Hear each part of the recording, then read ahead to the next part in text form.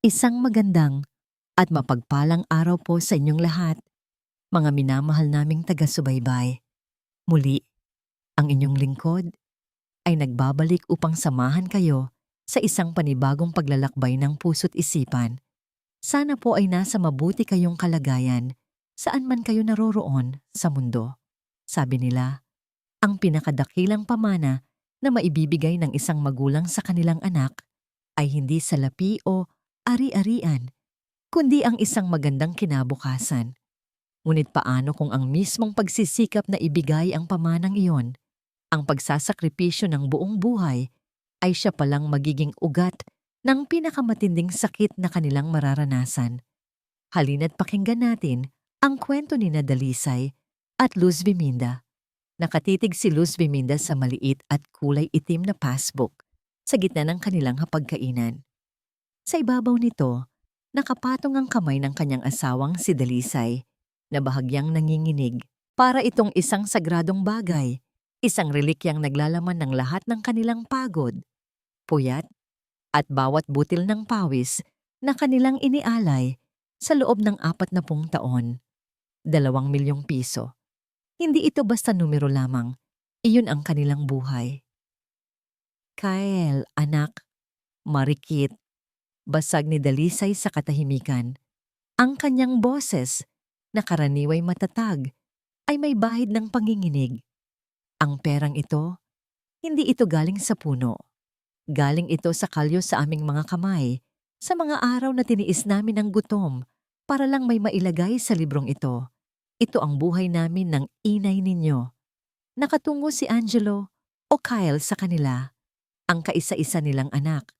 Sa tabi nito, ang asawa nitong si Marikit ay nakatingin sa passbook na para bang iyon ang pinakamakinang na bituin na nakita nito sa buong buhay niya. Itay, inay, alam po namin. Halos pabulong na sagot ni Kael, hindi makatingin ng diretso sa mga magulang. Hinding-hindi po namin sasayangin ang tiwala ninyo. Ngumiti si Luz Biminda, isang ngiting puno ng pag-asa na umabot hanggang sa kanyang mga mata. Hinawakan niya ang kamay ng anak. Hindi ito pag-aaksaya, anak. Isa itong puhunan. Puhunan para sa pangarap ninyo na pangarap din namin. Pinagmasdan niya ang mag-asawa, si Kael, ang kanyang matipunong anak na dati karga-karga lang niya, at si Marikit, ang magandang dalaga na una pa lang niyang makita ay itinuring na rin niyang parang tunay na anak. Sila ang kanyang mundo, ang kanilang tagumpay, ang magiging katuparan ng lahat ng kanyang mga dasal. Biglang tumayo si Marikit. May mga luhang namumuo sa kanyang mga mata. Lumapit ito kay Luz Biminda at niyakap siya ng mahigpit. Napakabuti ninyo sa amin, inay. Pangako po, kapag lumago na ang negosyo, ibibili namin kayo ni Itay ng malaking bahay. Hindi na po kayo magtatrabaho kahit kailan. Natawa ng marahan si Luz Biminda at hinaplos ang likod ng manugang. Kahit hindi na, anak, ang makita lang namin kayong masaya at matagumpay, sapat na yon. Ibinigay ni Dalisay ang passbook kay Kael. Sa sandaling iyon, parang may isang mabigat na bagay na nabunot mula sa dibdib ng mag-asawa, kasabay ng isang magaan na pakiramdam ng pag-asa. Natapos na ang kanilang tungkulin. Naitawid na nila ang kanilang anak sa pampang ng magandang kinabukasan. Naging masaya ang gabing iyon. Nagkwentuhan sila tungkol sa mga plano para sa negosyo, isang maliit na restaurant, sabi ni Kael. Nagtawanan sila sa mga lumang alaala. Para kay Luz Biminda, perpekto ang lahat. Nang gabing iyon, habang nakahiga na sila ni Dalisay sa kanilang silid, hindi siya dinalaw ng antok. Nakatitig lang siya sa kisame habang dinig niya ang mahinang hilik ng kanyang asawa. Inisip niya ang mga magiging apo niya, natatakbo sa pasilyo ng malaking bahay na ipinangako ni Marikit. Inisip niya ang mga araw na hindi na nila kailangang magbilang ng bawat sentimo. Sa wakas, Lino, bulong niya sa hangin, makakapagpahinga na rin tayo. At sa isiping iyon, isang dalisay na kaligayahan ang bumalot sa kanyang puso. Lumipas ang 1 linggo. Ang simoy ng pag-asa ay nanatili sa kanilang tahanan. Si Kyle at Marikit ay palaging abala sa pag-aasikaso ng mga papeles para sa negosyo. Si Marikit, lalo na, ay tila palaging masaya. Madalas itong kumakanta-kanta habang nag-aayos siya sa bahay hawak ang kanyang cellphone. Isang hapon, habang nagdidilig ng halaman si Luz Viminda sa kanilang maliit na hardin, narinig niyang tumunog ang telepono ni Marikit sa loob ng bahay. Masayang sinagot ito ng kanyang manugang. "Hello?" Masiglang bati ni Marikit. Subalit ang sumunod na narinig ni Luz Viminda ay katahimikan. Isang mahabang katahimikan. Dahan-dahan siyang sumilip sa bintana. Nakita niya si Marikit na nakatayo sa sala, hawak ang telepono sa kanyang tainga. Ang masayang nangiti sa mukha nito kanina ay ganap na naglaho. Napalitan iyon ng isang maskara ng purong takot. Namutla ang kanyang mga labi at ang kanyang mga mata ay nanlalaki na para bang nakakita ng multo.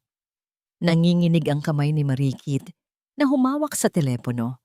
Walang salitang lumalabas sa kanyang bibig. Tanging ang mabilis niyang paghinga ang maririnig. At mula sa kinatatayuan ni Luz Viminda, kahit hindi niya naririnig ang nasa kabilang linya, naramdaman niya ang lamig na bumalot sa kanyang manugang. Maya-maya'y may narinig siyang pabulong na sagot mula kay Marikit, basag at puno ng pagmamakaawa. "Sandali, bigyan niyo pa ako ng oras." Ngunit bago pa man niya matapos ang kanyang sasabihin, isang malamig at mapanganib na boses ang tila tumagos mula sa telepono. Sapat na malakas para marinig ng kung sino mang malapit.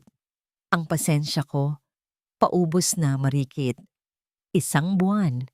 Iyon lang ang lumipas, ngunit para kay Luz Viminda, parang 1 taon ng katahimikan ang dumaan." Ang masayang tawanan sa hapagkainan ay napalitan ng kalansing ng mga kubyertos. Ang maiinit na kwentuhan ay pinalamig ng mga maikling sagot at mga tinging nag-iiwasan. Ang pag-asa na minsan ay namumukadkad sa bawat sulok ng kanilang tahanan ay unti-unting nalalanta.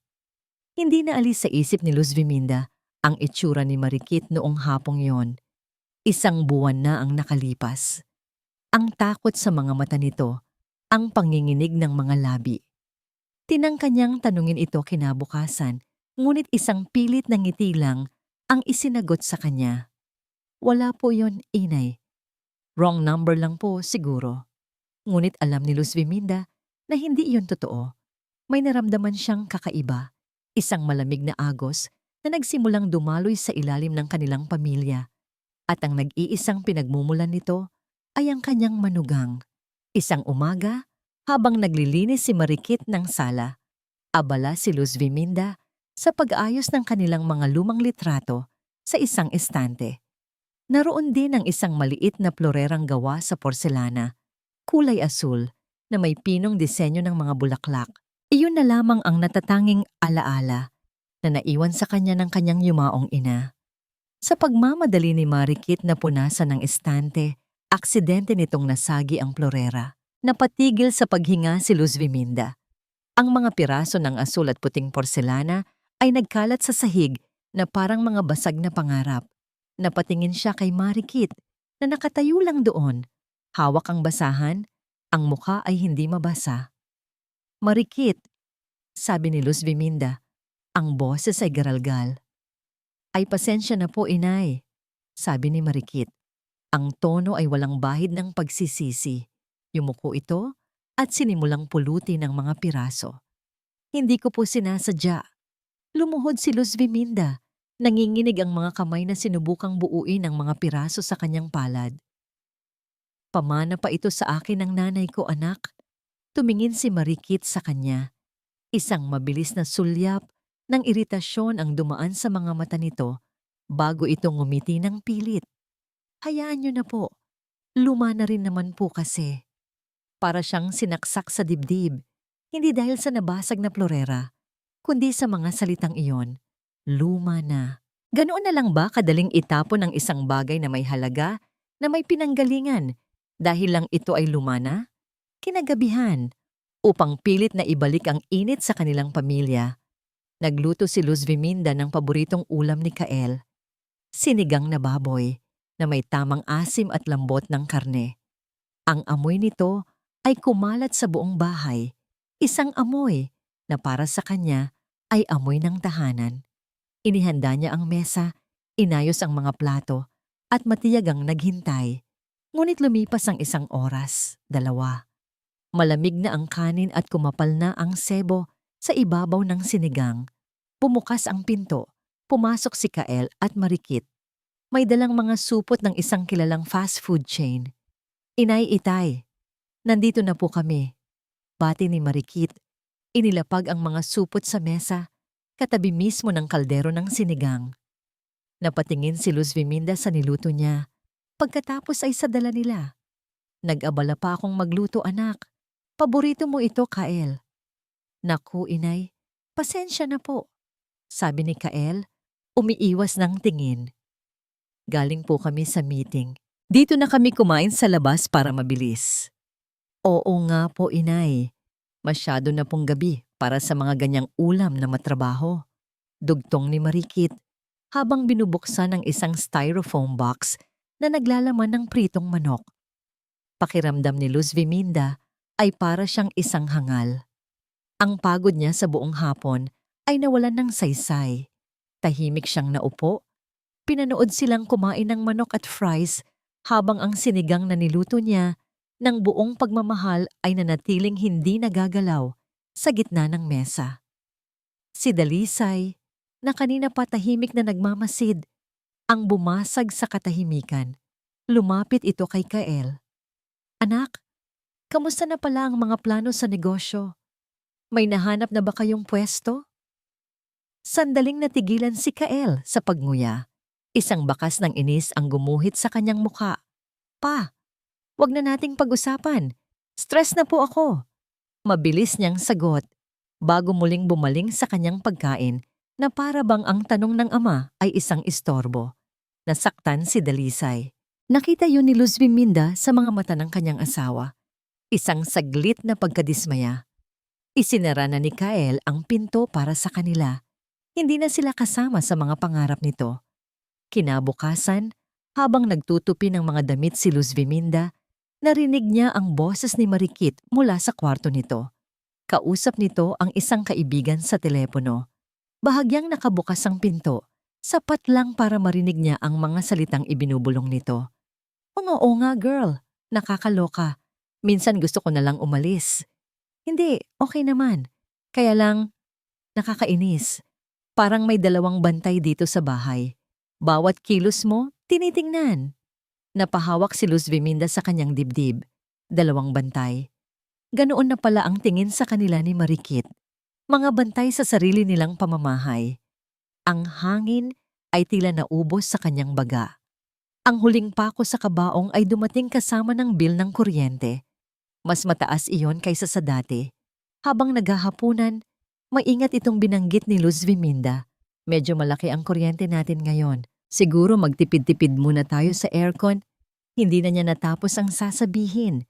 Padabog na ibinaba ni Marikit ang kanyang kutsara. Kuryente na naman? Anito? Ang boses ay tumaas. Buong araw na nga kaming pagod sa pag-aasikaso ng negosyo. Pati ba naman pagpapahinga namin titipirin pa? Hindi naman sa ganoon, anak. Mahinahong sagot ni Luz Viminda. Sinasabi ko lang para ano, inay? Putol ni Marikit. Ngayon ay nakatayo na. Ang kanyang mga mata ay nag-aapoy sa galit. Para ipamukha sa amin na pabigat kami? Kung hindi dahil sa amin, ni wala kayong kuryenteng binabayaran. Baka panahon na para maghanap kayo ng sarili ninyong lugar. Ang mga salita ay tumama kay Luz Viminda na parang mga bala. Tumingin siya kay Kael, naghahanap ng tulong, ng pagtatanggol. Ngunit ang kanyang anak ay nakayuko lang sa plato nito, tahimik, na para bang wala itong narinig. At sa katahimikang yon, naintindihan ni Luz Viminda ang lahat. Ang mga salita ni Marikit ay bumaon sa bawat sulok ng kanilang maliit na sala, matalas at walang awa. Ngunit para kay Dalisay, hindi iyon ang sumugat sa kanya. Ang kanyang mga mata ay nakapako sa iisang tao lamang, ang kanyang anak na si Kael. Nakaupo ito sa silya, ang mga siko ay nakapatong sa kanyang mga tuhod, ang ulo ay nakayuko na, para bang may pinapasan itong isang hindi makitang bundok. Hindi ito kumikibo, hindi ito gumagalaw. Ang katahimikan nito ay mas malakas pa kaysa sa sigaw ni Marikit, mas masakit kaysa sa anumang insulto. Bawat segundong lumilipas na wala itong sinasabi ay isang pag-amin, isang pagkampi. Si Luz Viminda, ang kanyang minamahal na Luz, ay nakatingin din kay Kael. Ang mga mata nito ay puno ng pag-asa na unti-unting namamatay. Naghihintay ito. Naghihintay na ipagtanggol sila ng anak na minahal at pinalaki nila ng buong puso. Sa isang sulok, nakatayo si Marikit na parang isang reyna matapos ang isang matagumpay na laban. Nakahalukip-kip ito, ang mga labi ay may bahagyang ngisi ng tagumpay. Alam nitong panalo na siya. Sa wakas, pagkatapos ng tila isang kawalang hanggan, gumalaw si Kael. Dahan-dahan itong nag-angat ng ulo, ngunit ang kanyang mga mata ay hindi tumama sa kanila. Ang mga yon ay nakatuon sa isang tuldok sa sahig na tanging siya lang ang nakakakita. Inay, itay. Nagsimula siyang magsalita. Ang boses ay mahina at halos paos. Hindi naman po sa ganoon, mahalaga pa rin po kayo sa amin. Isang munting kislap ng pag-asa ang sumilay sa mga mata ni Luz Viminda. Ngunit ang sumunod na sinabi ni Kael ang pumatay sa kislap na yon. Pero, siguro po, tama si Kit. Huminga siya ng malalim. Medyo masikip na po tayo dito. Lahat tayo, stress. Siguro po, para magkaroon lang tayo ng konting espasyo. Pansamantala lang naman po. Baka mas mabuting humanap muna kayo ng ibang matutuluyan. Pansamantala, espasyo, ibang matutuluyan. Ang mga salita ay lumutang sa hangin, malumanay, ngunit nakamamatay. Para kay Dalisay, ang mga yon ay hindi mungkahi. Iyon ay isang hatol. Napatingin siya sa kanyang asawa. Nakita niya ang eksaktong sandali kung kailan nabasag ang puso ni Luz Viminda. Ang kanyang mga balikat, na kanina'y taas noo pa ring lumalaban, ay biglang nanghina. Ang kanyang mukha ay nawalan ng lahat ng kulay. Para siyang isang magandang halaman na biglang binuhusan ng kumukulong tubig. Napaluhod si Luz Viminda, hindi sa harapan ni Kael, kundi dahil sa bigat ng sakit na hindi na kinaya ng kanyang mga binti. Hinawakan niya ang kanyang dibdib, ang bibig ay bahagyang nakabuka, na parang may gusto siyang sabihin, ngunit walang tinig na lumabas. Ang kanyang mga mata ay nanatiling nakatitig sa anak, puno ng sakit at hindi makapaniwalang pagtataksil. Sa sandaling iyon, isang bagay ang nagbago sa loob ni Dalisay. Ang lungkot at pagkadismaya na kanyang nararamdaman ay biglang naglaho. Napalitan iyon ng isang nagyayelong kalmado.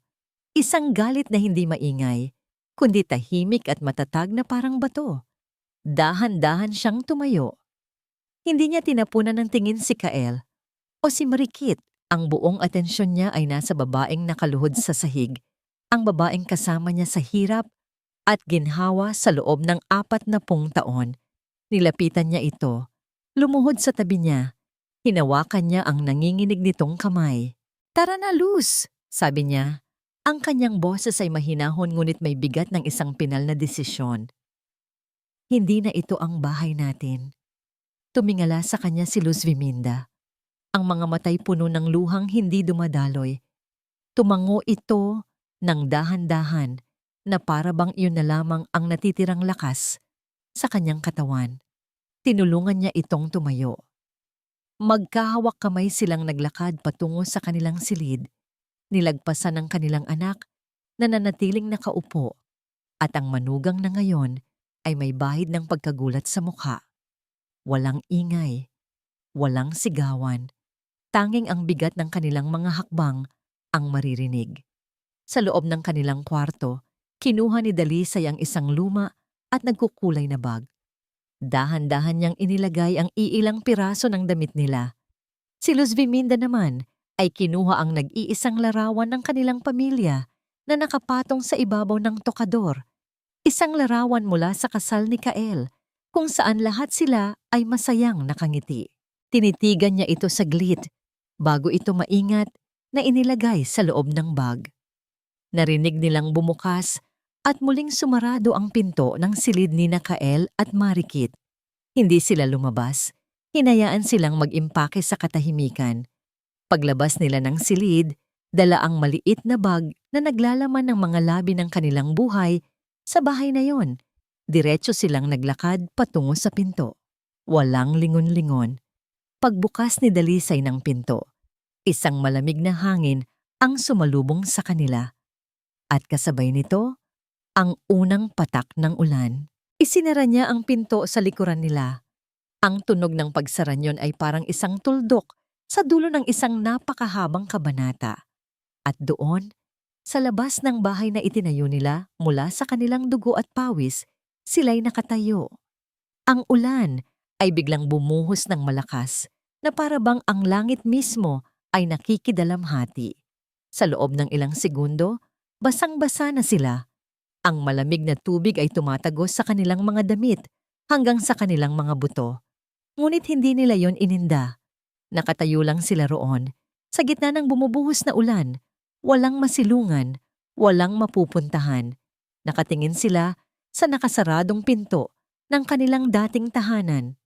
Ang bawat hakbang sa ilalim ng rumaragasang ulan ay isang pasakit. Hindi dahil sa lamig na tumatagos sa kanilang mga buto, kundi dahil sa bigat ng kahihiyan na kanilang pasan-pasan. Sa bawat pagkulog, naririnig ni Luz Viminda ang hagigik ni Marikit. Sa bawat pagkidlat, nakikita niya ang mukha ng kanyang anak na si Kael. Walang emosyon, walang salita, walang pagtatanggol. Sa tulong ng natitirang lakas ni Dalisay, nakahanap sila ng isang maliit na paupahan sa isang eskinita na amoy kanal at lumbay. Ang kwarto ay sinlaki lang ng dati nilang kusina. Ang mga dingding ay naninilaw at tila tumatangis sa halumigmig. May isang hubad na bumbilya na nagbibigay ng isang mapanglaw na liwanag at isang higaang bakal na umuugong sa bawat kaunting galaw. Inilabas ni Dalisay ang lahat ng pera mula sa kanyang pitaka. Mga lukot na papel na 20 piso at isang dakok ng mga barya. Binilang nila ito sa ibabaw ng isang maliit at nangingitim na lamesa. Sapat lang para sa isang linggong upa at paunang deposito. Habang pinaghihiwalay ni Dalisay ang mga barya, napansin ni Luz Viminda ang panginginig ng mga kamay nito. Ang mga kamay na dati buong pagmamalaking ibinigay ang isang passbook na naglalaman ng 2 milyon. Ang hiya. Iyon ang salitang bumabalot sa bawat himaymay ng kanyang pagkatao. Pakiramdam niya, lahat ng taong nadaraanan nila ay nakatingin sa kanila, bumubulong, humuhusga. Ang mag-asawang magdiwang, pinalayas ng sariling anak.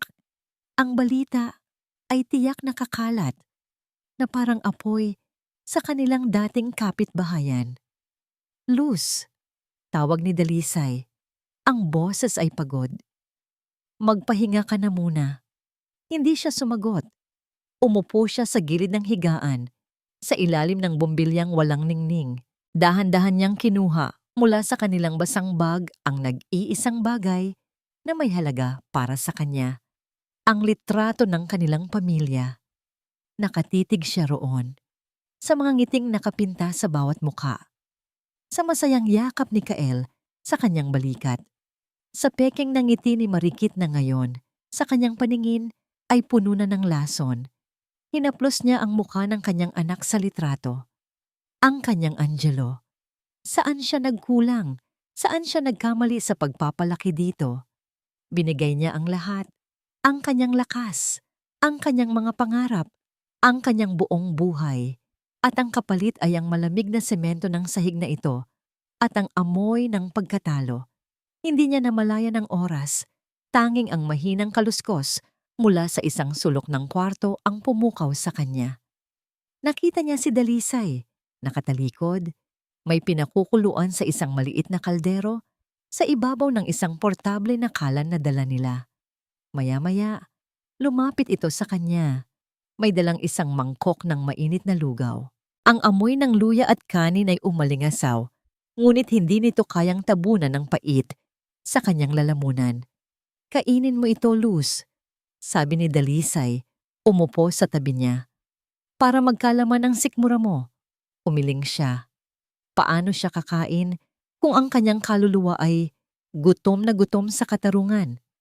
Kahit kaunti lang, pakiusap nito. Sumandok ito ng lugaw at dahan-dahang itinaas sa tapat ng kanyang bibig. Nakita niya ang pagod sa mga mata ng kanyang asawa. Ang mga guhit sa mukha nito ay tila mas lumalim sa loob lang ng ilang oras.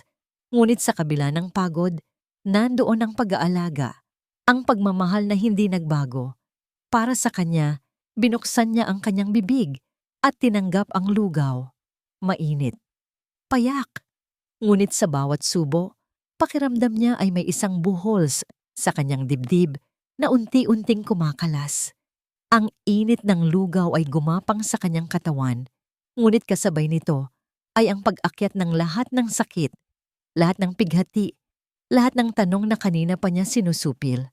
At doon, sa gitna ng katahimikan ng kanilang maliit na silid, sa harap ng kanyang asawa, bumigay siya. Ang mga luhang kanina pa niya pinipigilan ay bumuhos na parang agos ng sirang dam. Humagulgol siya, isang iyak na galing sa pinakailalim ng isang pusong winasak. Iyak ng isang ina na inabandona, ng isang asawang ipinagkanulo, ng isang taong nawalan ng lahat. "Saan tayo nagkamali, Lino?" sabi niya sa gitna ng kanyang mga hikbi. Ang tanong na paulit-ulit na tumatakbo sa kanyang isipan. Minahal natin siya. Ibinigay natin ang lahat. Bakit ganito? Niyakap siya ni Dalisay. Hinayaan lang siya nitong umiyak. Isandal ang lahat ng bigat sa kanyang mga balikat. Hinaplos nito ang kanyang buhok. Pinatahan siya hindi sa salita, kundi sa kanyang presensya. Nang bahagyang humupa ang kanyang pag-iyak, marahan siyang inilayo nito. Hinawakan nito ang kanyang magkabilang pisngi at pinunasan ang kanyang mga luha. Gamit ang mga hinlalaki nito, tumingin ito ng diretso sa kanyang mga mata. Ang pagod sa mukha ni Dalisay ay napalitan ng isang bagay na mas matindi, isang determinasyon na ngayon lang niya nakita. "Makinig ka, Luz," sabi nito. Ang boses ay hindi na nanghihina, kundi matatag at puno ng isang bagong lakas. Hinawakan nito ng mahigpit ang kanyang kamay. "Hindi tayo nagkamali, Luz. Sila ang nagkamali." May bigat ang bawat salita. Isang katotohanang pilit na iwinawaksi ang lahat ng pagdududa sa kanyang puso. At hindi pa ito tapos. Ang mga salita ni Dalisay ay tumatak sa isipan ni Luz Biminda buong gabi. Hindi pa ito tapos. Ang mga yon ay naging isang munting kandila sa gitna ng madilim na silid ng kanyang kawalan ng pag-asa. Kinabukasan, sa pagsikat ng araw na sumisilip sa maruming bintana ng kanilang inuupahan, isang bagong damdamin ang pumalit sa pighati. Katatagan. Hindi na siya ang Luz Biminda na lumuluha sa isang sulok. Ang mga luhang yon ay natuyo na, at ang natira ay ang latak ng sakit na ngayon ay tumigas at naging bakal. Hindi na ito tungkol sa pera, hindi na ito tungkol sa bahay. Ito ay tungkol sa dignidad, tungkol sa 40 taon ng paghihirap na ginawang parang basura. Tungkol sa pagpapakita sa kanilang anak at manugang na ang pagmamahal ng isang magulang ay hindi lisensya para sila'y tapak-tapakan.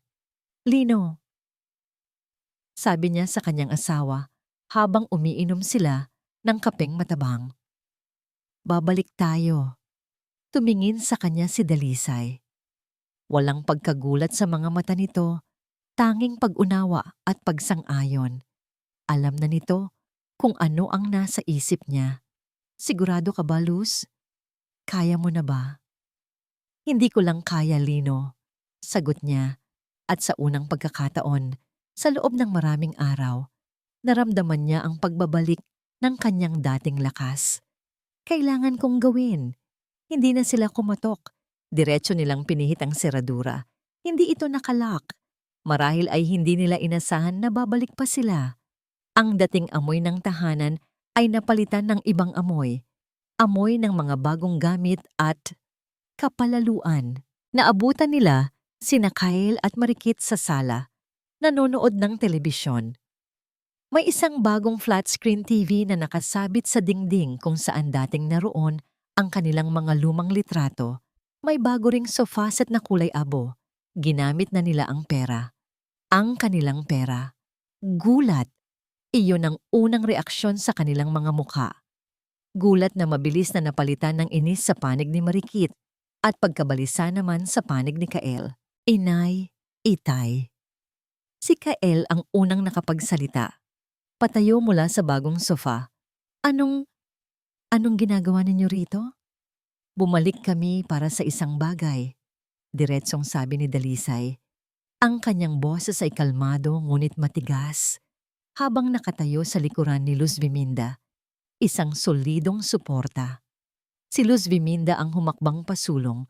Tumingin siya sa kanila, hindi na bilang isang ina na nagmamakaawa, kundi bilang isang taong may sisingilin. 2 milyon. Iyon ang halaga ng buhay namin na ibinigay namin sa inyo. Natawa si Marikit, isang tawang mapakla at puno ng pangiinsulto. Ano to? Nagbibiro po ba kayo, inay? Pera na ibinigay, binabawi pa? Hindi po ba't yun ay kusang loob ninyong ibinigay? Tulong sa anak? Tulong ang tawag doon kung may pasasalamat. Sagot ni Luz Viminda. Ang kanyang boses ay hindi tumataas, ngunit bumabaon na parang punyal. Pero kung ang kapalit ng tulong ay ang palayasin kami sa sarili naming pamamahay, hindi na tulong ang tawag doon. Utang na. Natigilan si Kael. Ang pagkabalisa sa kanyang muka ay napalitan ng hiya. Yumuko ito, hindi makatingin sa kanila. Wala kaming perang ibabalik sa inyo. Mabilis na sabi ni Marikit. Ang kanyang mga mata ay nagliliyab. Ginamit na namin sa negosyo, gaya ng napag-usapan. Kung ganoon, patuloy ni Luz Viminda, hindi inaalis ang kanyang tingin kay Marikit. Simple lang ang gusto namin. Huminto siya saglit, hinayaan ang bigat ng kanyang mga salita na manahan sa silid. Gusto kong gumawa kayo ng isang kasulatan, isang promissory note. Isusulat ninyo na may utang kayong 2 milyong piso sa amin. Pipirmahan ninyong 2, hindi namin kayo sisingilin ngayon, pero gusto kong may hawak kaming katibayan na kinikilala ninyo ang perang kinuha ninyo mula sa amin. Ito ang puntong nagpabago sa lahat. Hindi nila inaasahan ito. Ang paghingi ng pera ay isang bagay, ngunit ang paghingi ng isang legal na dokumento ay iba na. Iyon ay isang pag-amin ng pagkakamali, isang itim sa puting patunay ng kanilang kawalan ng utang na loob. Hindi kami pipirma sa kahit anong papel, sigaw ni Marikit. Ang kanyang pagpipigil ay tuluyan ng nawala. Wala kaming utang sa inyo. Obligasyon ninyong tulungan ang anak ninyo. Pagmamahal ang obligasyon namin, hindi ang maging bangko ninyo. Si Dalisay na ang sumagot. Ang kanyang boses sa wakas ay umalingaw-ngaw sa buong kabahayan, puno ng galit na matagal nang kinimkim. Nanginginig sa galit si Marikit. Si Kael naman ay namumutla, nakatingin sa sahig na parang doon niya mahahanap ang lahat ng sagot. Nasa pagitan siya ng isang asawang palaban at mga magulang na ngayon ay hindi na basta-basta susuko. Tumingin si Luz Viminda sa kanila. Sa huling pagkakataon, ang kanyang puso ay kumikirot para sa anak, ngunit ang kanyang isip ay buo na. Pag-isipan ninyo, sabi niya. Ang kanyang tono ngayon ay malamig na parang yelo. Ibibigay namin kayo ng 3 araw. Humakbang siya patalikod, papalapit sa pinto. Hinawakan ni Dalisay ang kanyang kamay.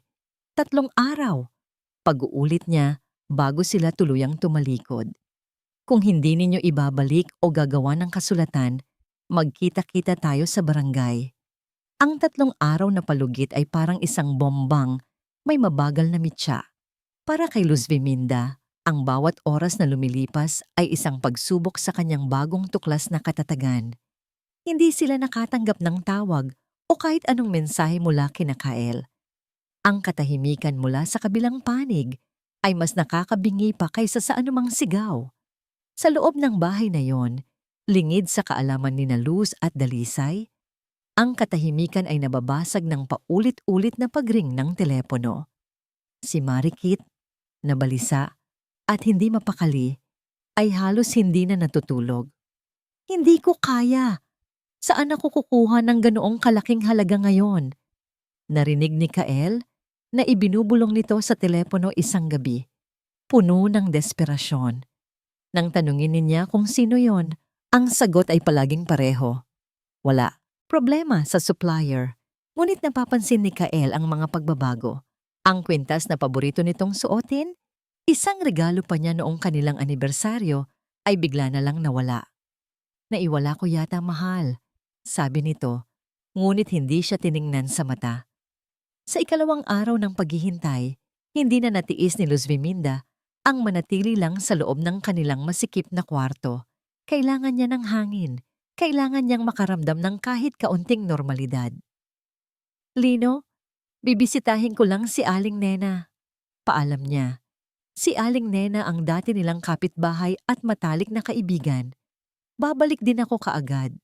Pumayag si Dalisay basta't mag-iingat siya. Ang paglalakad pabalik sa barangay Talaaraw ay kakaiba. Ang bawat pamilyar na kanto ay nagpapaalala sa kanya ng buhay na ipinagkait sa kanila. Nakasalubong niya ang ilang dating kakilala. Ang iba'y ngumingiti ng pilit, ang iba'y nag-iiwas ng tingin. Alam na nila. Sigurado siyang alam na nila. Nang makarating siya sa bahay ni Aling Nena, isang mainit na yakap ang sumalubong sa kanya. Luz, hiha, kumusta ka na? Nag-alala ako sa inyo ng husto, sabi nito, habang inaakay siya papasok. Sa loob ng kalahating oras, naikwento ni Luz Viminda ang lahat, maliban sa pagbabanta nilang pumunta sa barangay. Nakinig si Aling Nena, paminsan-minsan ay napapailing at napapabuntong hininga. Ay nako, ang mga bata talaga ngayon, sabi nito. Pero alam mo, Luz, matagal na akong may napapansing kakaiba dyan sa manugang mo. Kahit noong nandidito pa kayo. Kumunot ang noo ni Luz Viminda. Ano ang ibig mong sabihin? Na? May mga 2 linggo na ang nakalipas. May mga lalaking naghahanap sa kanya. 2 beses silang pumarito. Nakakatakot ang itsura. Parang laging may hinahanap. Nagtanong sila sa akin kung dito ba nakatira si Marikit Fernandez. Sabi ko, oo. Pero manugang siya ni Nalino not Luz. Pagkarinig nila nyon, umalis na lang bigla. Isang malamig na kaba ang biglang gumapang sa dibdib ni Luz Viminda. Naalala niya ang takot sa mukha ni Marikit nang may tumawag dito sa telepono. Nagpatuloy si Aling Nena. At isa pa, nakita ko si Marikit nung isang araw.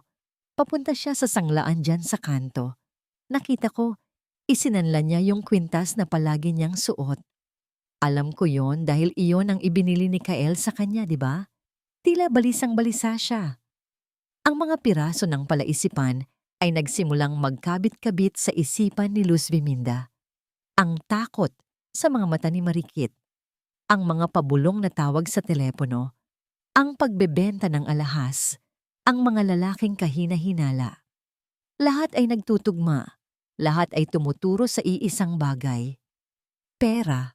Isang problemang mas malaki pa kaysa sa negosyong sinasabi nila. Nagpaalam si Luz Viminda kay Aling Nena. Ang kanyang isip ay lumilipad.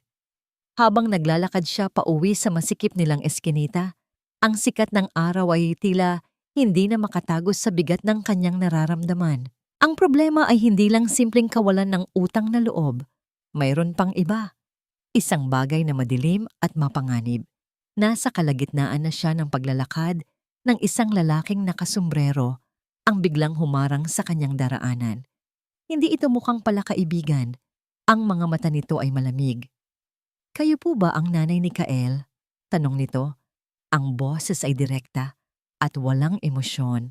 Natigilan si Luz Viminda. Ang kaba sa kanyang dibdib ay naging takot. Dahan-dahan siyang tumango. Hindi ngumiti ang lalaki. Lumapit ito ng isang hakbang, sapat lang para marinig niya ang ibubulong nito. Wala kaming pakialam sa drama ng pamilya ninyo. Tumingin ito sa magkabilang gilid bago muling tumitig sa kanya. Pakisabi sa manugang ninyo, malapit na ang deadline niya. Pagkatapos sabihin iyon, mabilis itong tumalikod at naglakad palayo. Nawala sa karamihan na parang isang anino. Naiwan si Luz Viminda na nakatayo sa gitna ng daan, hindi makagalaw. Ang kanyang dugo ay tila naging yelo. Ang lahat ng kanyang hinala ay nakumpirma sa isang malamig at nakakakilabot na pangungusap. Pagdating ni Luz Viminda sa kanilang inuupahan, putlang-putla at nanginginig pa rin, agad siyang sinalubong ni Dalisay. Ikinuwento niya ang lahat, ang sinabi ni Aling Nena, ang tungkol sa sanglaan, at ang pinakakilabot sa lahat, ang lalaking humarang sa kanya sa daan. Habang nagsasalita si Luz Viminda, si Dalisay ay tahimik lang na nakikinig. Hindi siya nagsalita, hindi nagpakita ng gulat o takot. Sa halip, ang kanyang mukha ay dahan-dahang nagbago. Ang mga guhit ng pag-aalala ay napalitan ng isang matigas na determinasyon, para siyang isang mangangaso na sa wakas ay nakaamoy ng dugo. Nang matapos magkwento si Luz, hinawakan niya ang kamay nito. Huminahon ka, ako na ang bahala rito. Kinabukasan, sa ikatlong at huling araw ng kanilang palugit, maagang umalis si Dalisay. Hindi niya sinabi kay Luz kung saan siya pupunta. Tanging, may kailangan lang akong alamin. Ang unang pinuntahan ni Dalisay ay ang address na ibinigay sa kanila ni Kael ilang linggo na ang nakalipas. Ito raw ang magiging address ng kanilang restaurant.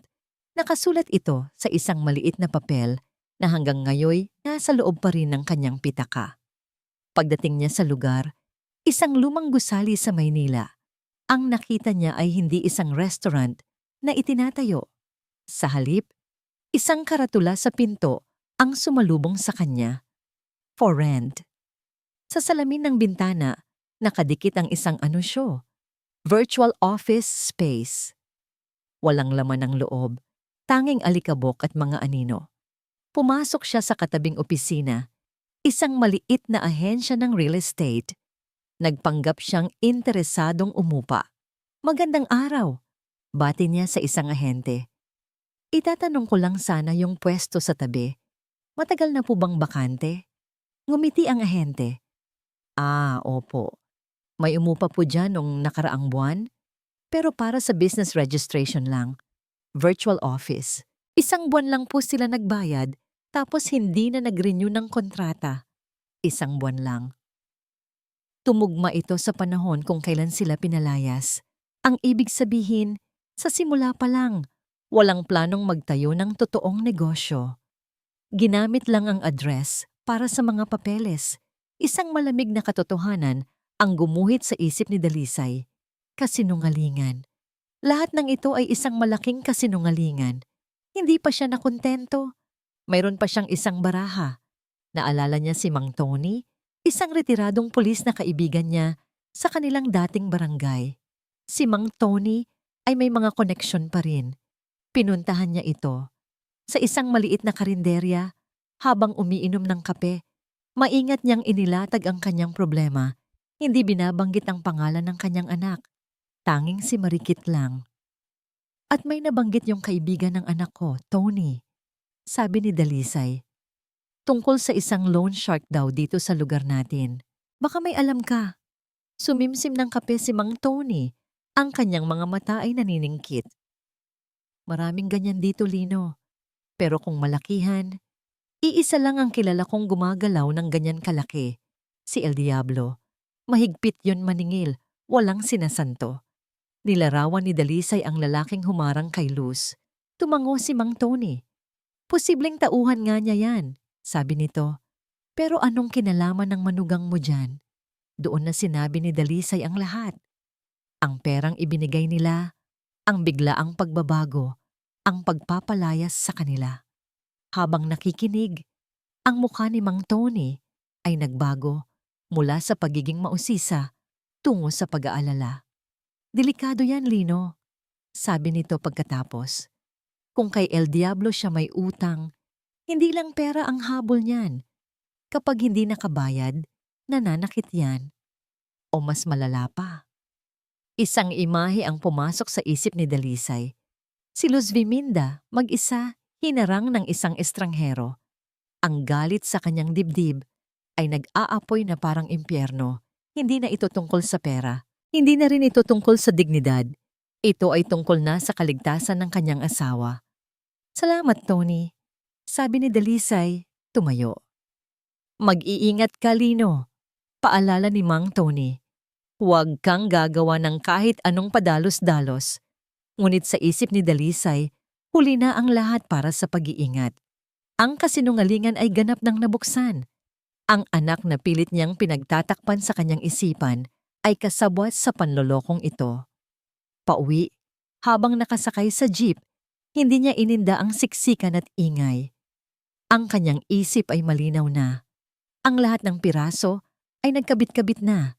Ginamit nila ang pera, hindi para sa pangarap, kundi para takpan ng isang bangungot na si Marikin mismo ang gumawa.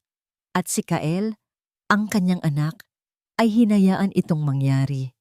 Sa pagbaba niya sa kanilang eskinita, ang kanyang mga hakbang ay mabigat ngunit tiyak. Alam na niya ang kailangan niyang gawin. Tapos na ang palugit. Oras na para harapin ang katotohanan. Gaano man ito kasakit. Pagbukas niya ng pinto, naabutan niyang nagdarasal si Luz Viminda sa isang sulok. Nang makita siya nito, tumayo ito. Ang mga mata ay puno ng tanong. Nalaman ko na, Luz, sabi niya. Ang kanyang boses ay kalmado, ngunit may dalang bigat ng isang bagyo. Lahat ng ito, isang malaking panloloko. At habang sinasabi niya ang mga salitang yon, narinig niya ang pagring ng kanyang lumang cellphone. Isang hindi rehistradong numero. Kinakabahan niya itong sinagot. Sa kabilang linya, isang humihikbing boses ang kanyang narinig. Ang boses ng kanyang anak. Itay, tulungan niyo po kami. Ang bawat hakbang ni Kael patungo sa eskinita ay parang may nakakabit na tingga sa kanyang mga paa. Ang hawak niyang sobre sa loob ng kanyang bulsa ay tila walang bigat. Isang nakakainsultong paalala kung gaano kaliit ang dala niya kumpara sa laking kinuha nila. Matapos ang tawag niya kagabi, isang desperadong sigaw ng tulong na idinikta ng takot. Pumayag ang kanyang ama na magkita sila. Walang tanong. Isang simpleng, sige ye, bukas ng hapon, dito sa amin. Ilang beses niyang inensayo sa kanyang isip ang sasabihin. Inay, itay, ito na po ang unang kita ng negosyo. Pasensya na po kung maliit pa lang. Babawi po kami. Simple, mabilis, sana'y sapat na. Sapat na para tumigil ang pag-uusig. Sapat na para tumigil ang mga tawag ng mga taong hindi niya kilala na naghahanap kay Marikit. Pagliko niya sa eskinita, isang amoy ng kahirapan ang sumampal sa kanya. Ang pinagsamang amoy ng estero, basang lupa, at lumang kahoy. Nanikip ang kanyang dibdib. Dito? Dito ba nakatira ang kanyang mga magulang? Ang mga taong nagbigay sa kanya ng lahat? Nahanap niya ang numero ng pinto. Kumatok siya ng 3 beses. Ang bawat katok ay parang martilyo sa kanyang sariling konsensya. Bumukas ang pinto. Ang kanyang ina. Ngunit hindi ito ang inay na kilala niya. Ang mga mata nito ay walang dating init. Ang mga ngiti nito ay wala na. Mayroon na itong mga guhit ng sakit sa paligid ng kanyang bibig. Mga guhit na siya at si Marikit ang nagpinta. Pumasok ka, sabi nito. Ang boses ay kalmado, ngunit walang emosyon. Pagpasok ni Kael, ang naninikip niyang dibdib ay tila piniga. Ang kwarto ay maliit, madilim, at malungkot. Nakita niya ang higaang bakal sa isang sulok, ang maliit na lamesa, at ang nag-iisang bumbilya na nagbibigay liwanag. Napapikit siya. Ang bagong sofa nila sa bahay ay mas mahal pa kaysa sa isang buwang upa sa lugar na ito. Ang TV na pinapanood nila gabi-gabi ay kayang bumili ng 10 ganitong klaseng higaan. Ang kahihiyan ay parang asidong umakyat sa kanyang lalamunan. "Umupo ka," sabi ni Luz Viminda. Umupo si Kael sa isang bangkong kahoy. Hindi niya alam kung saan magsisimula. Ang inensayo niyang mga salita ay biglang naglaho. Sa halip, ang tanging nagawa niya ay ilabas ang sobre mula sa kanyang bulsa at ilapag ito sa lamesa. "Inay," nagsimula siya, hindi makatingin ng diretso. Ito po yung unang kita sa negosyo. Pasensya na po kung hindi pa ganoon kalaki. Mahirap po kasi ang simula." Isang kasinungalingan. Ang pera sa loob ng sobre ay galing sa naibentang relo na regalo sa kanya ng kanyang itay noong siya'y graduate. Tinitigan lang ni Luz Viminda ang sobre. Hindi niya ito ginalaw. Ang kanyang mga mata ay nanatiling nakatitig kay Kael na para bang kaya niyang basahin ang pinakailalim ng kanyang kaluluwa. "Kael," sabi nito, ang boses ay mahinahon pa rin. "Hindi namin kailangan yan. Pero Nay, ang gusto naming malaman." Pagpapatuloy nito, pinuputol ang anumang sasabihin niya, ay ang totoo. Tungkol saan ang utang ni Marikit? Para siyang binuhusan ng nagyayelong tubig. Alam na nila. Paano nila nalaman? Ang dugo ay umakyat sa kanyang mukha. Nagsimulang mamasa ang kanyang mga palad. Wala po. Utal niya. Ang kanyang pagtanggi ay mahina at hindi ka pani-paniwala. "Anong utang po? Wala pong utang sikit. Baka po nagkakamali lang kayo ng dinig." "Nagkakamali ng dinig?" ulit ni Luz Viminda. At sa unang pagkakataon, isang bakas ng galit ang gumuhit sa kanyang boses. Nakita ko ang takot sa mukha niya, Kael. Narinig ko ang mga pabulong niyang pakikipag-usap. May mga taong naghahanap sa kanya. Hinarang ako ng isa sa kanila. "Kaya, wag mo akong sabihan na nagkakamali ako." Hindi na nakasagot si Kael. Wala na siyang lusot. Ang mga pader na kanyang itinayo para pagtakpan ng kasalanan ni Marikit ay gumuho sa isang iglap. Ang tanging nagawa niya ay yumuko, talunan. Sa sandaling iyon, bumukas ang pinto. Pumasok ang kanyang itay, si Dalisay. Kung ang tingin ng kanyang ina ay parang isang matalas na kutsilyo, ang tingin naman ng kanyang ama ay parang isang mabigat na bato. Hindi galit, kundi puno ng bigat ng isang hindi masukat na pagkadismaya. Mas masakit iyon. 1,000 beses na mas masakit. Tumingin si Dalisay sa kanya. Pagkatapos ay sa sobrang nakapatong sa lamesa. Isang buntong hininga ng pagkasuklam ang pinakawalan nito. "Hindi pera ang kailangan namin, Kael," sabi nito. "Ang bawat salita ay mabagal at mabigat. Ang kailangan namin ay ang katotohanan." Humakbang ito palapit hanggang sa nakatayo na ito sa mismong harapan niya. Pinipilit siyang tumingala. "Pinagtatakpan mo pa rin ba siya?" Umalis si Kael na hindi na muling lumingon. Naiwan sa lamesa ang sobrang puno ng kasinungalingan, hindi ginalaw, na parang isang testamento sa kanilang kabiguan. Si Dalisay ay umupo sa tapat ni Luz Viminda. Ang bigat ng buong mundo ay tila nakapasan sa kanyang mga balikat. Walang nagsalita. Ano pa ba ang sasabihin? Ang anak na kanilang pinalaki ay naging isang estranghero, isang duwag na nagtatago sa likod ng mga kasinungalingan ng kanyang asawa. Nakita ni Luz Viminda ang katotohanan sa mga mata ni Kael kanina, ang pagkakasala, ang hiya. Ngunit pinili pa rin nitong manahimik. Pinili nitong pagtakpan ng apoy, habang hinahayaan nitong masunog ang sarili niyang mga magulang. Ang sakit ay iba na. Hindi na ito ang matalas na kirot ng pagtataksil. Ito ay isang mapurol at walang katapusang pananakit, na parang isang lason na dahan-dahang gumagapang sa kanyang buong sistema, pinapatay ang bawat hibla ng pag-asang natitira. Sa gitna ng nakabibinging katahimikan, Biglang tumunog ang luma at gasgas ng cellphone ni Dalisay. Nagkatinginan sila. Isang hindi rehistradong numero ang nasa screen. Nag-aalangan man ay kinuha ito ni Luz Viminda. Baka isa sa mga tauhan ng loan shark, kailangan nilang malaman. "Hello?" Sagot niya. Ang kanyang boses ay halos isang pabulong. Sa kabilang linya, ang narinig niya ay hindi isang malamig na banta, kundi isang basag na paghikbi. Isang tunog na kahit kailan ay hindi niya malilimutan.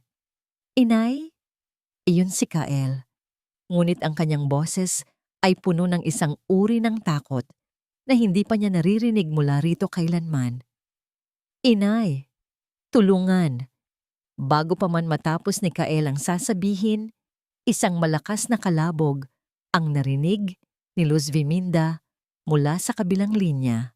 "Ano yan, Kael? Anak, anong nangyayari?" Tanong niya. Ang kanyang puso ay biglang kumabog ng napakabilis. Ang sumunod na narinig niya ay hindi na ang boses ni Kael, kundi ang humihiyaw at tila wala na sa sariling boses ni Marikit. Wala na. Nawalang lahat. Dahil sa kanila. Sigaw nito, ang boses ay basag sa galit at desperasyon. "Marikit, anong sinasabi mo?" Narinig niyang sagot ni Kael. Umiiyak. "Tumigil ka na. Tumigil. Paano ako titigil? Pinuntahan na ako dito kanina, Kael. Nakita nila ako. Sabi nila, 3 araw na lang. 3 araw. Kukunin na nila ang lahat. O baka ako na mismo ang kunin nila." At pagkatapos, sa gitna ng sigawan at iyakan, binitiwan ni Marikit ang mga salitang gumuho sa buong mundo ni Luz Viminda. "Oo, kinuha ko ang pera. Halos 1,000,000. Umalingaw-ngaw ang kanyang pag-amin sa linya ng telepono. "Para hindi ako mapatay. Para bayaran ang mga utang ko. Pinili mong tulungan ako. Kaya kasalanan mo rin ito, Kael. Kasalanan mo rin to." Natahimik ang linya. Nakatayo lang si Luz Viminda. Ang telepono ay nakadikit pa rin sa kanyang taingaa.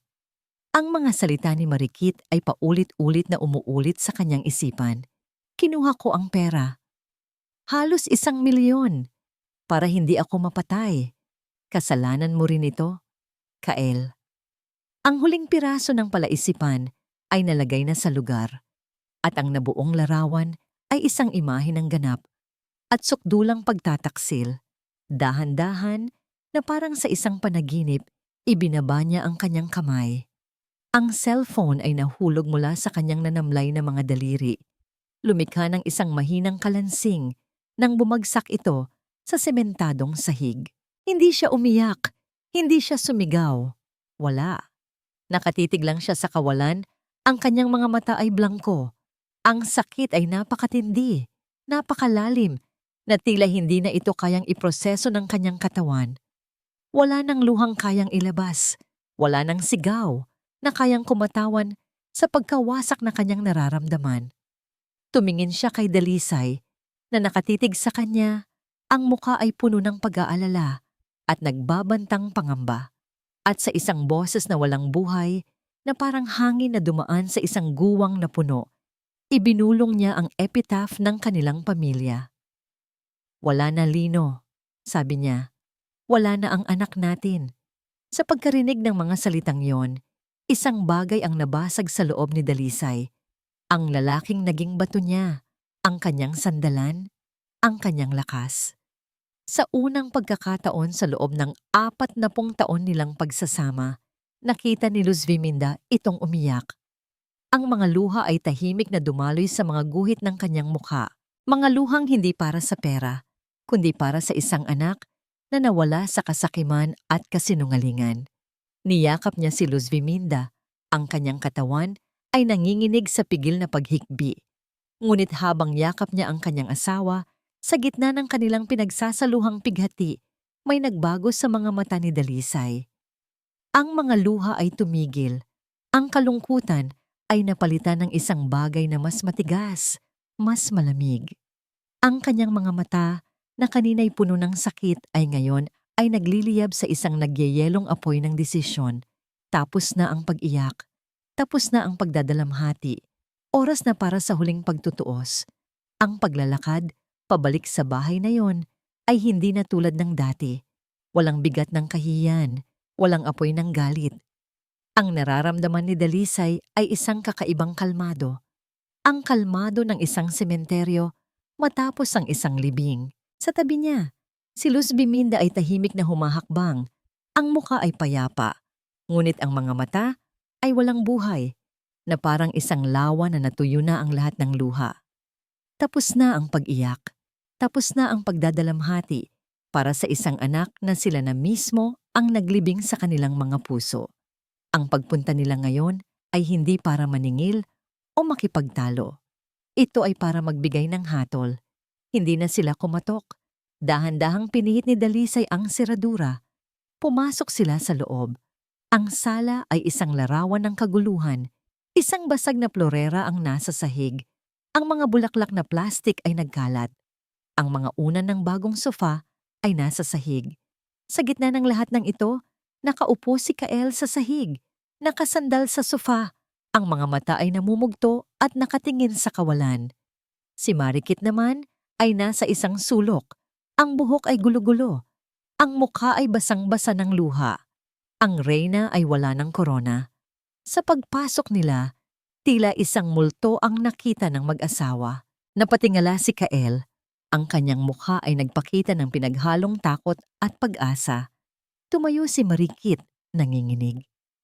Si Dalisay ang unang nagsalita. Ang kanyang boses ay hindi malakas. Ngunit umalingaw-ngaw ito sa bawat sulok ng silid na parabang isang kulog. Alam na namin, sabi niya, simple at direkta. Alam na namin ang lahat. Huminga siya ng malalim at dahan-dahan na parang isang piskal na naglalatag ng ebidensya, sinimulan niyang ilahad ang katotohanan. Nagpunta ako sa address ng sinasabi ninyong Restaurant Kael. Walang restaurant doon. Isang bakanting pwesto na inupahan lang para sa mga papeles. Isang buwan lang. Pagkatapos noon, wala na. Napayuko si Kael. Ang kanyang mga balikat ay gumuho. Nagpatuloy si Dalisay, ang kanyang tingin na ngayon ay binaling niya kay Marikit. Nalaman ko rin ang tungkol sa mga utang mo, Marikit. Ang mga lalaking naghahanap sa'yo. Mga tauhan ng isang loan shark na nagngangalang El Diablo. Ang isa sa kanila, hinarang niya ang inay ninyo sa daan. Sa pagkarinig nito, napahikbi si Kael, isang tunog ng purong sakit at pagsisisi. At kagabi, pagtatapos ni Dalisay, ang kanyang boses ay bumaba, naging isang nakakakilabot na bulong. Narinig namin ang pag-amin mo sa telepono. Halos 1,000,000. Ginamit mo ang pera ng paghihirap namin para bayaran ang mga pagkakamali mo. Iyon na, ang huling pako sa kabaong. Ang lakas ay tuluyang nawala sa mga tuhod ni Marikit. Lumuhod ito sa sahig, gumapang papalapit sa kanila na parang isang basahan. Niyakap nito ang mga binti ni Luz Biminda. Inay, patawarin niyo po ako. Humagulgol ito. Ang kanyang mga salita ay hindi na maintindihan sa gitna ng kanyang pag-iyak. Natakot po ako. Ayaw ko pong mamatay. Patawad po, inay. Patawad. Ngunit si Luz Biminda ay hindi gumalaw. Nakatayo lang siyang parang isang estatwang bato, nakatingin sa kawalan, sa ibabaw ng ulo ng babaeng nakaluhod sa kanyang paanan. Pagkatapos, dahan-dahan siyang tumingin, hindi kay Marikit, kundi sa kanyang anak na si Kael, na nananatiling paralitiko sa sahig. Tumayo ka, utos niya. Ang boses ay mahina, ngunit may awtoridad. Nanginginig na tumayo si Kael. Tinitigan siya ni Luz Biminda sa mata. Hindi ang pera ang masakit sa amin, Kael, sabi niya, at ang bawat salita ay tumagos sa puso ng kanyang anak. Ang pera, kikitain ulit. Ang bahay maitatayo ulit. Huminto siya. Ang kanyang mga mata ay nagsimulang mamasa. Ngunit pinigilan niya ang mga luha. Ang masakit ay ang pagtataksil mo. Sa sandaling iyon, si Dalisay naman ang gumalaw. Dahan-dahan niyang kinuha mula sa kanyang bulsa ang isang luma at kinakalawang na susi ang susi ng bahay na ito bago pa man nila ipinagkatiwala sa mga bata. Lumapit siya sa center table. Maingat niyang inilapag ang susi sa ibabaw ng lamesa. Ang tunog niyon ay naging pinal. Hindi na namin kailangan ng pera, sabi ni Dalisay. Ang kanyang boses ay pinal at walang pag-aalinlangan. Bayaran ninyo ang mga utang ninyo. Ayusin ninyo ang gulo ninyo. Matuto kayong tumayo sa sarili ninyong mga paa. Tumingin siya mula kay Kael patungo kay Marikit. Mula ngayon, wala na kayong mga magulang.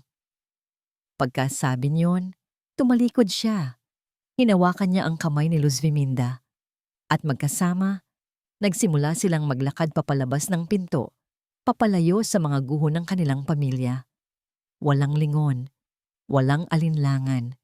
Habang papalapit sila sa pinto, isang tunog ang bumasag sa katahimikan sa kanilang likuran. Isang sigaw na puno ng lahat ng sakit at pagsisisi sa mundo. Isang sigaw na huli na ng isang buong buhay. Inay, itay. Humagulol si Kael, ang kanyang boses ay ganap na basag. Patawad. 6 na buwan. Tila isang buong buhay ang lumipas sa loob ng 6 na buwan. Ang amoy ng sibuyas at bawang na ginigisa sa mainit na mantika ang gumising kay Luz Viminda. Ngumiti siya. Ito na ang bago niyang alarm clock.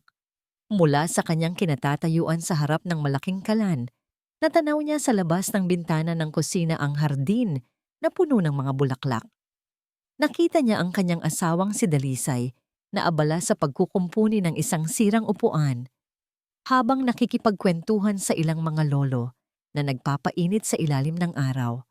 Narito sila ngayon, sa Bahay Pag-asa, isang maliit at payak na home for the aged na pinapatakbo ng isang simbahan na matatagpuan sa isang tahimik na probinsya sa Laguna. Matapos ang araw na yon, ang huling pagharap, pakiramdam nila'y ganap silang nawalan ng direksyon. Ngunit sa tulong ni Mang Tony at sa kaunting natitira pa nilang ipon, nahanap nila ang lugar na ito. Hindi bilang mga residente, kundi bilang mga kawani. Siya, bilang punong kusinera. Si Dalisay, bilang tagapag-ayos ng lahat ng bagay na nasisira. Ang sahod ay hindi malaki, ngunit meron silang libreng pagkain at isang maliit na kwarto sa likod ng gusali. Higit sa lahat, mayroon silang kapayapaan. Luz, ang bango niya na. Napalingon si Luz Viminda. Si Lola Ising, isa sa mga residente, ay nakasilip sa pinto ng kusina, nakangiti at naka-wheelchair. Adobong manok po ang tanghalian natin, Lola Ising. Masayang sagot ni Luz Viminda habang hinahalo ang ulam. Paborito ninyo. Naku, kaya naman pala. Ikaw talaga, Luz. Hulog ka ng langit sa aming lahat dito, sabi ng matanda. Ngumiti lang si Luz Viminda. Dito, sa Bahay Pag-asa, natagpuan niya ang isang bagong pamilya. Isang pamilyang binubuo ng mga tila kinalimutan na ng panahon. Ang bawat isa'y may dalang kwento ng lungkot, ng pangungulila sa mga anak na hindi na dumadalaw ng pag-iisa. Ngunit dito, magkakasama, sila'y bumubuo ng bagong alaala. Natagpuan niyang muli ang kanyang sarili sa pagluluto. Ang bawat putahe na kanyang inihahanda ay hindi na lang pagkain, kundi isang paraan ng pag-aaruga. Sa bawat mangkok ng mainit na sopas na kanyang isinisilbi, tila may isang piraso ng kanyang nasirang puso ang nabubuo muli. Nalaman niyang ang pagmamahal pala ng isang ina ay hindi nauubos. Maaari itong ibahagi sa iba pang nangangailangan. Isang hapon, habang nagtuturo siya sa ilang mga lola kung paano gumawa ng paborito nilang kutsinta, nakita niya si Dalisay na naglalakad sa hardin. Mas malusog na ito ngayon. Ang dating bigat sa kanyang mga balikat ay tila naglaho na. Madalas na itong nakangiti, lalo na kapag may nakakausap na kapwa lolo tungkol sa basketball o sa mga lumang pelikula. Dito, naging kuyalino siya ng lahat, ang taong laging handang tumulong, magkumpuni ng sirang radyo. o kahit makinig lang sa mga paulit-ulit na kwento. Naramdaman niyang muli siyang may silbi. "Ang galing ninyo, Nanay Luz," sabi ng isang lola habang pinagmamasdan ng kanyang ginagawang kutsinta. Napangiti si Luz Viminda. "Nanay." Ang tawag na yon, na minsan ay nagdulot sa kanya ng matinding sakit, ngayon ay nagbibigay na muli ng init sa kanyang puso. Nang matapos ang kanilang klase sa pagluluto, nilapitan siya ni Sister Agnes, ang madreng namamahala sa Bahay Pag-asa. Ang mukha nito ay seryoso. "Luz," sabi nito sa mahinang boses, "may bisita ka." Kumunot ang noo ni Luz Viminda.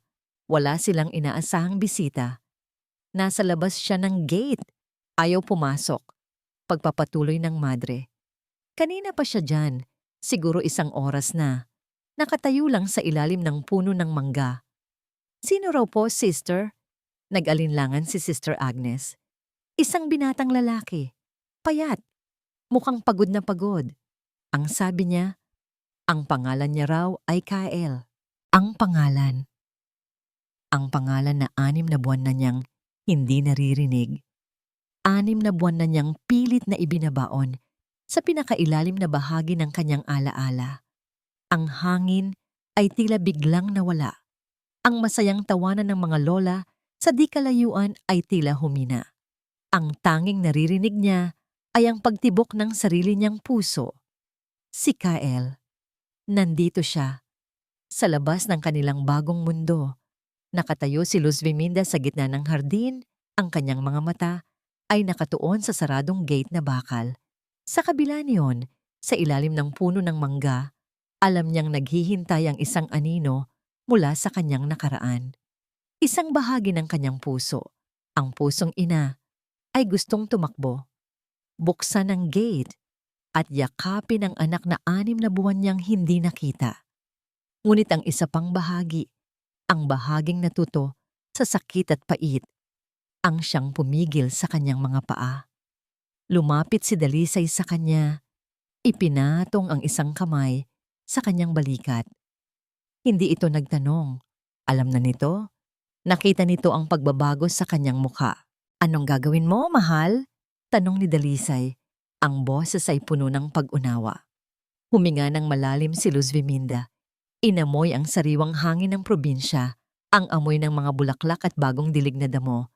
Tumingin siya sa paligid, sa mga residenteng nagtatawanan, sa mga kapwa niyang kawani na nagtatrabaho ng may ngiti. Ito ang mundo niya ngayon. Isang mundong payapa, isang mundong buo. Noong una tayong dumating dito, Lino, nagsimula siyang magsalita. Ang boses ay mahina, ngunit matatag. "Akala ko, katapusan na ng lahat. Pero dito ko natutunang mahalin muli ang sarili ko. Natutunan kong ang pagmamahal ay hindi pagbibigay hanggang sa maubos ka. Ang tunay na pagmamahal, minsan, ay ang pag-alam kung kailan ka dapat huminto." Tumingin siya sa kanyang asawa. Isang maliit na ngiti ang sumilay sa kanyang mga labi. "Ang pagpapatawad, naibigay ko na. Matagal na.